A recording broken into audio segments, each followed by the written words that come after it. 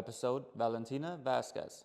Hey everyone, how you doing? My name is Kevin Herrera Sanchez, KHS, and welcome to another episode of Ringville. And today I have the absolute pleasure of sitting down with someone you've seen at Titan Championship Wrestling, Constant Pro Wrestling, Combat Zone Wrestling, Victory Pro Wrestling, a former Victory Pro Wrestling Women's Champion, Valentina Vazquez. How you doing? I'm good. How are you? Pretty good. Thank you very much for taking the time and sitting out with me. Oh, no, of course. I loved it. I was seeing other videos and I was like, I'm super interested. Yeah, thank you. No, I truly appreciate that. And it's like, you had to drive a pretty long way too, so kudos to you, thank you. It's no problem. One of the things I wanted to start asking you about is you started off as like a valet and manager. Mm-hmm. What, in your opinion, helped you transition from that into wrestler? So I think my trainer, which his name's Preacher. Most people know him as Finish James, but his name is Preacher. Most people know him like when he's training, his name is Preacher. Kind of always deemed us as wrestlers, no matter what. And he would tell like the fellow students there, which were mostly men, to train, like to teach us like as wrestlers and to treat us like one. So never like treat us as anything else. So I kind of think that worked in my sense where it was just like I was always trained to be a wrestler rather than like just as a valet or a manager. Okay. Yeah. And then like, is there something you picked up on as being like a manager that maybe you wouldn't have picked up on if you just started wrestling? I think most people should start as managers because you find out your character faster and you find out how to interact with the crowd. Yeah.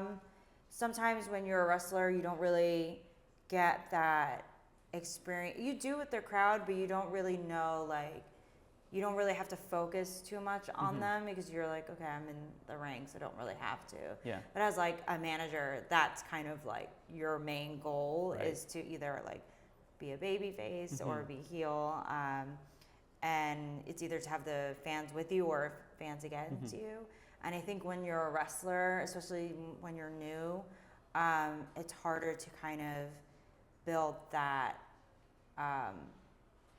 those moments up because you're just so focused on actually like wrestling. Yeah, rather than like making sure you're interacting with the crowd and stuff like that. And how do you draw a balance in kind of being out there and putting some of the spotlight on yourself, but also not taking away from the match?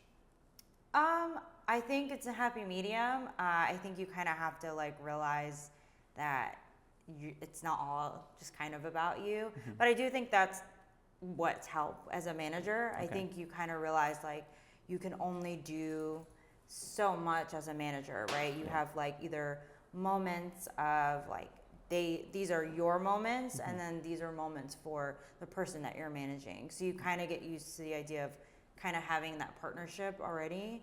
And I think that helps when you're a wrestler as well. Like then you realize how to read an audience. Unlike, you know, if you're just jumping in head first, then you kind of have to figure it out as you go. Yeah, no, that's a really good point. I never thought about it in that way. What are some of the like moments of interacting with fans that like stands out to you?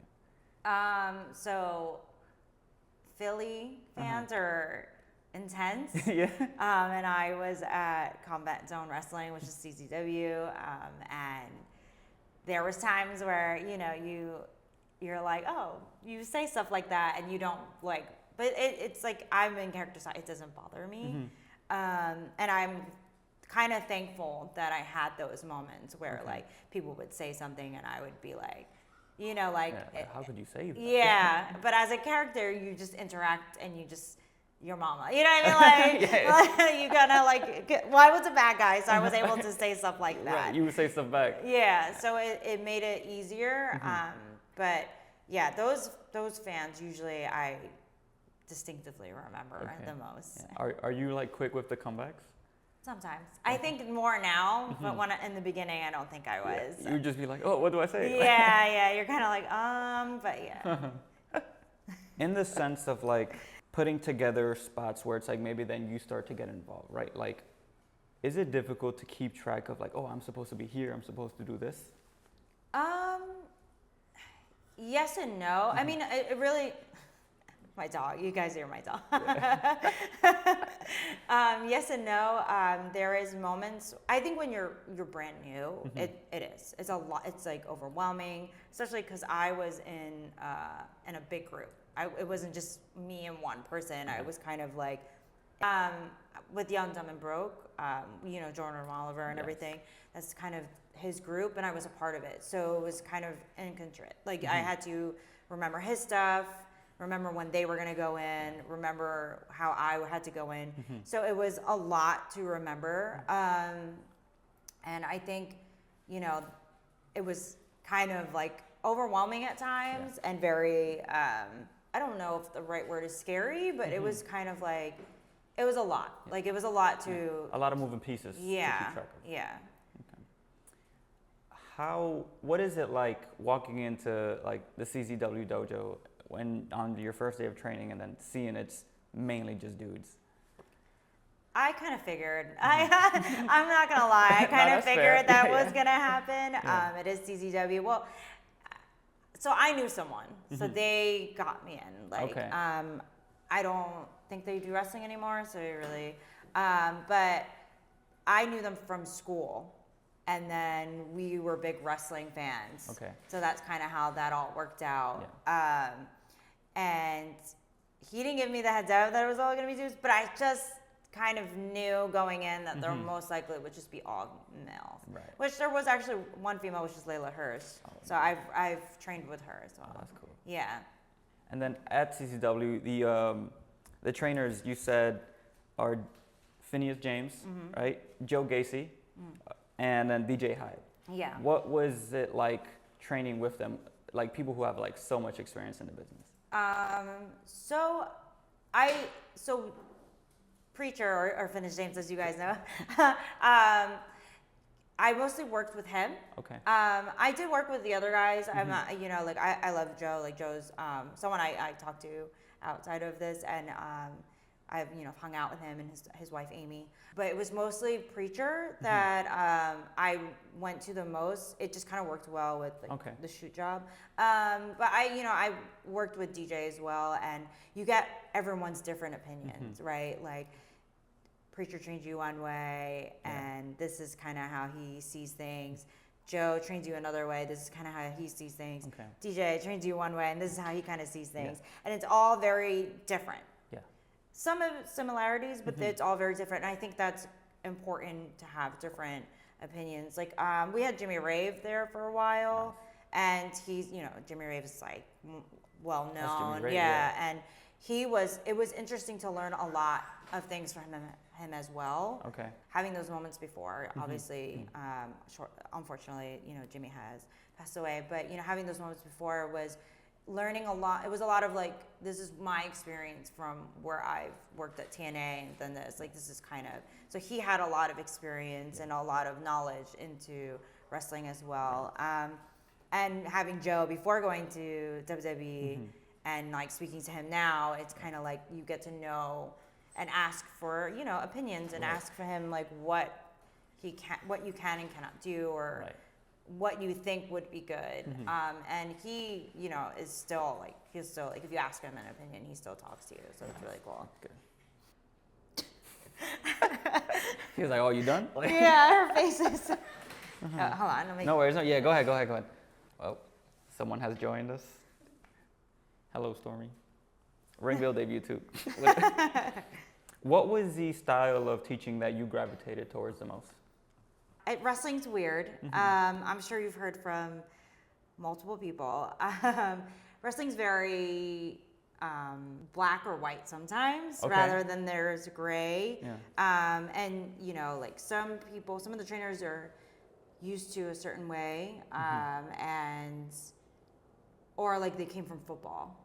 So you know how like training in football is very like aggressive and loud, and I don't do all of that. I'm not about it. Like you can just show me and I'm okay. Like you can just show me. I'm not that person. That doesn't motivate me at all. Yeah. That type of training. Her hair is all over the place. That training doesn't motivate me at all. Okay.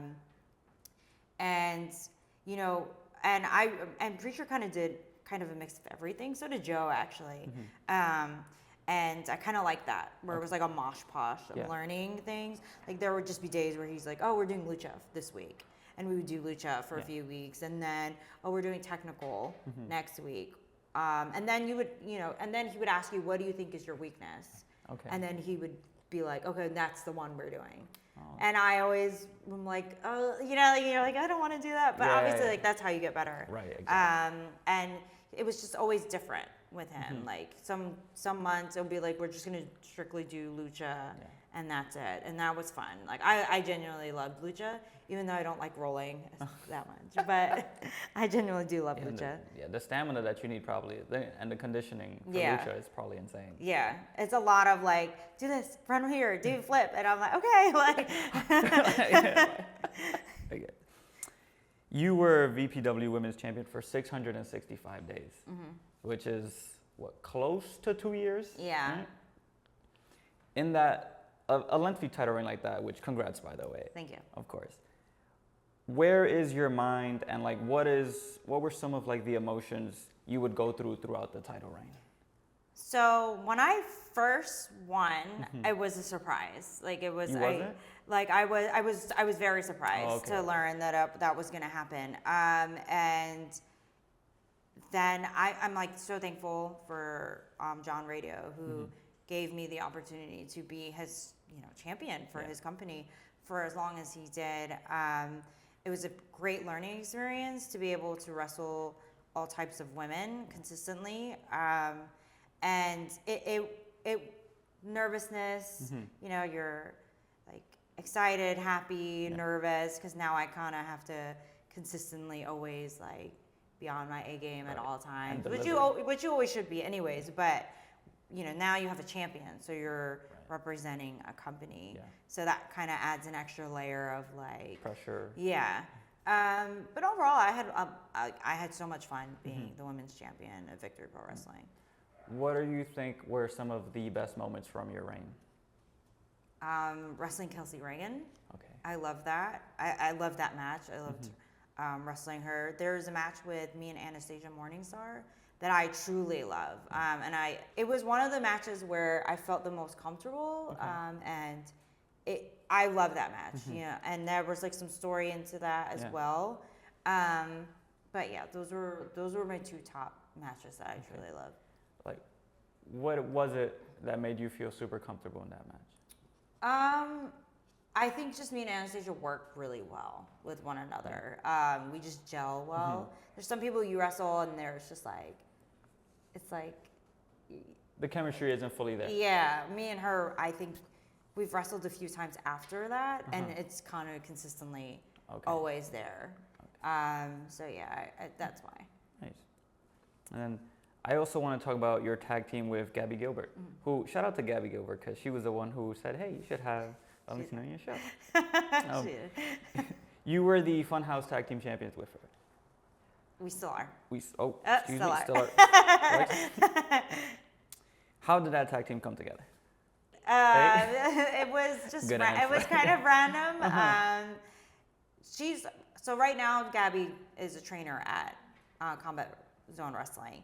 So I go to her class, and I guess I kept consistently going because there's usually not a lot of women trainers, and I wanted to have that experience and rapport with her. And then I think it just kind of happened. It was weird. I don't really know how we wound up being a tag team, but yeah. And then I was like, oh, we're winning the belts. That's awesome. You know what I mean? So that was also another thing where it was just really like, it just fate, really. That's all it's fate. Yeah, literally fate.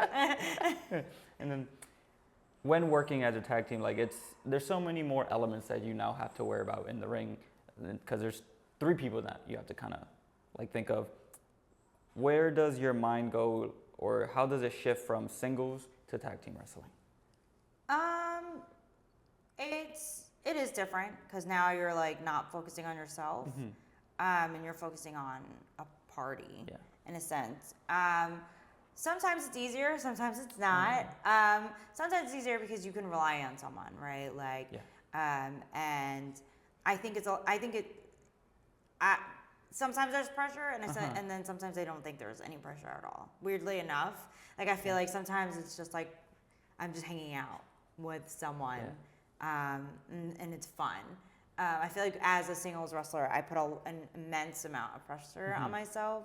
And working with Gabby, I feel like it's not that I don't, I just feel like she brings me off that crazy pedestal I try to put myself on. And she's like, why? You know what I mean? And I think that's what's great about having a partnership is where I think she's gone for the day. Okay. We'll see. I think that's what's great about having a partnership is where when you feel like you're putting all this amount of pressure on yourself, I have to talk hair all over me. And when you feel like it's not going to go the way you planned, then you have a person that is like, relax. It's all going to be fine. Don't worry about it. Someone there to like calm you down. Yeah. And, you know, and I like having that partnership. When as singles, you just have to kind of do that yourself and then hope that you're just like already in that mind space before that. How do you deal with that pressure that you put on yourself? I don't. That's a very fair answer. She's like, I just don't. Like. No, I try, like the last match that I had, I've come to realize I have dog hair all over me, so there's that. I've come to realize that listening to music and like having noise canceling kind of calms me down. Okay. Because originally I would just think it over and over again, and then like, you know, like try to do like a little workout here and there to like get your body pumping, but I think it made me more anxious rather than not, and I think the music helped overall. So yeah, I think after so many years of wrestling, I think I kind of finally figured it out. How long it took? A while. A while. What music do you listen to? I kind of listen to everything. Yeah? Yeah, I kind of listen to a little bit of everything. Maybe not country. It's kind of it's not my bag. I listen to pop country, if that makes sense. I don't listen to like Shabuzi? Everyone keeps mentioning it. I don't know who Shabuzi is. Now I listen to like Carrie Underwood, Shania Twain. Okay. No, you know, there's a few Carrie Underwood songs that do go hard. Yeah. Like, they'll be in the playlist for sure. Bell to Bell did a 2024 Heel of the Year. Yeah. And you were in the running for that. I was. What makes a good heel in your opinion? Making the crowd hate you. Like, word for word, making the crowd dislike you. I think that is what benefits overall is, you know, that. Like, I feel like if the crowd likes you, then you're not doing good as a heel. Which, okay, now with wrestling, everything's gray now because, like, people who are considered bad guys. They're like the cool heels. Yeah, and then people like them. Yeah. But they're still heels because they do, like, bad stuff in a match. But I think, you know, like, having the crowd, even if they like you, because in lucha, you can, even if you're a bad guy, they still like you. Yeah. So lucha is kind of like weird in that sense. It's so funny how wrestling is different in other cultures. For sure. Because I was, you know, I obviously I'm not in Mexico. I'm not in like the South America or anything like that. So I was like, oh, I'm like a heel, but they like me, and they pretty much told me it's because like for them, silly girl, for them it's like you're a cool guy, like a heel. I don't know how necessarily true that is, but that's what I was told, that like you're kind of cool, so it doesn't matter if you're a heel or not, kind of in a sense, even though you're doing like heelish stuff. But in America, it's like straight up like heel heat comes from people not liking you. And I think that's kind of what makes you a good heel. If they like you, then you got to start being babyface. Then you got to, or you got to turn it up and be like, you like me? All of that, bam, like do something that they don't like. But yeah, I have fun being a heel. What do you like about it so much? I just like being aggressive. I feel like, I think that's why. And it's fun interacting with the crowd. I feel like, you know, kind of like who wants to be Captain America? Like, everyone wants to be Loki. You know what I mean? Yeah, Like, no, I 100% get that. But then Loki, people started liking him a little too much. I know, you know? I know. The TV show did give him a little bit of a heart. No, for sure it did. But that's a really good comparison like that. Captain America's cool too. I like Captain America, but more people like Loki. Yeah, exactly. What is some of the best advice you've gotten to portray a heel?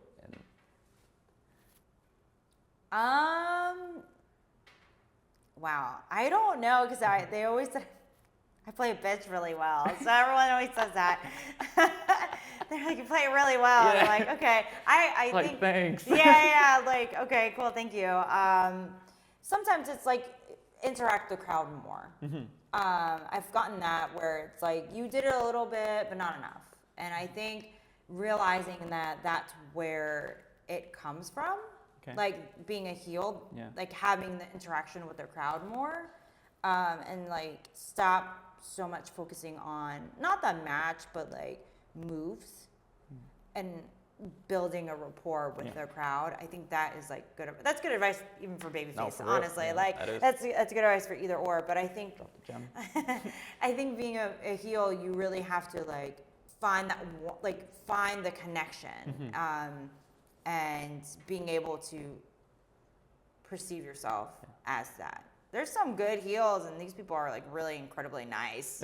Yeah. Wink, wink, and they're pulling back that curtain. Right. I mean, I think one of the biggest examples, and it's like it's really out there, is like Adam Cole. Yeah. Where it's like he's such a good heel, but everybody says he's like the sweetest person in the world. Yeah, I've heard that too. I've heard that too. Yeah. It's like, all right, where does he keep that? You know? Like, yeah, I mean, I think it comes from like the idea of like aggression, like being able to, what pissed you off today, and then utilizing that as your character. It's just like that's just very similar to just acting, where it's like you grab from your personal experiences and emotions, and then you let it out. Yeah, I feel like I used to be a drama nerd in high school, so I feel like that helped as well.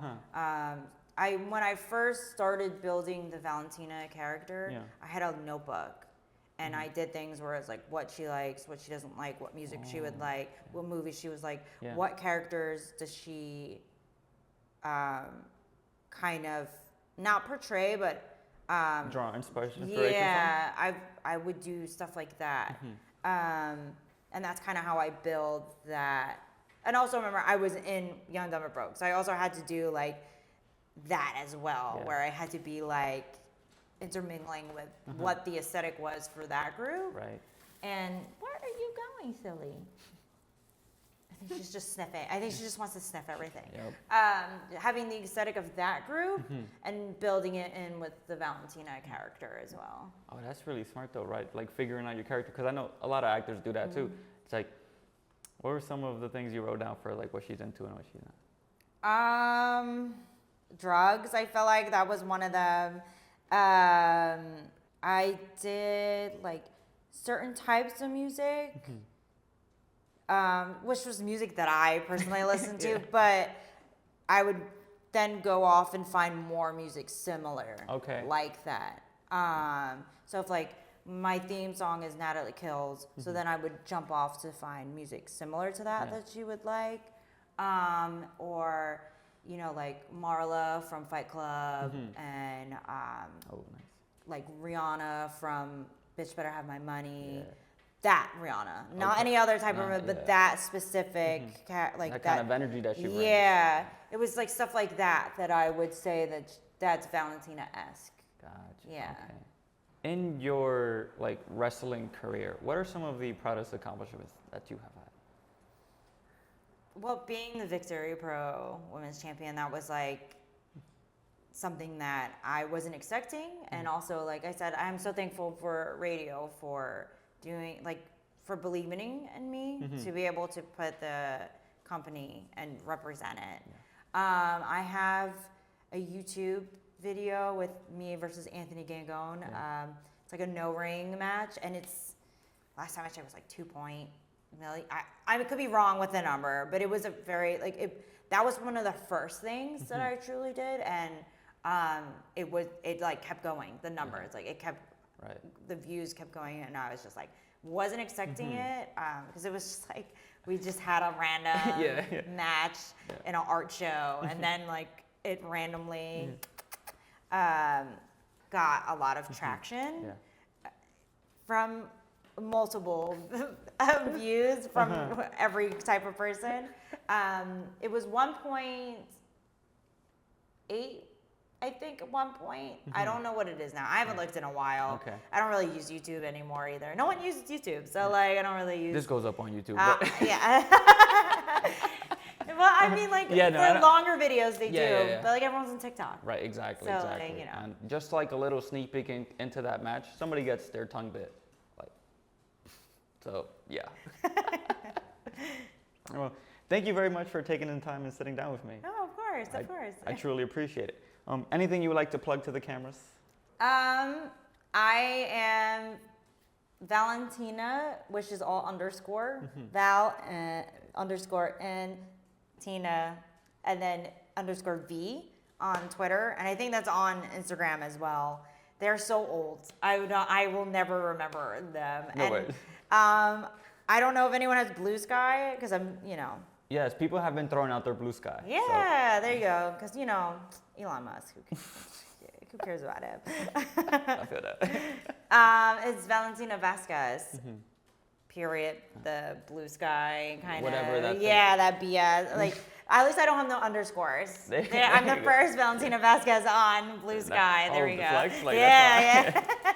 And everything will be in the description below too, so you would just be able to find it. Yeah, I'm horrible at plugging myself. Don't worry. No worries. But thank you very much. Thank and you. Until next time, we out.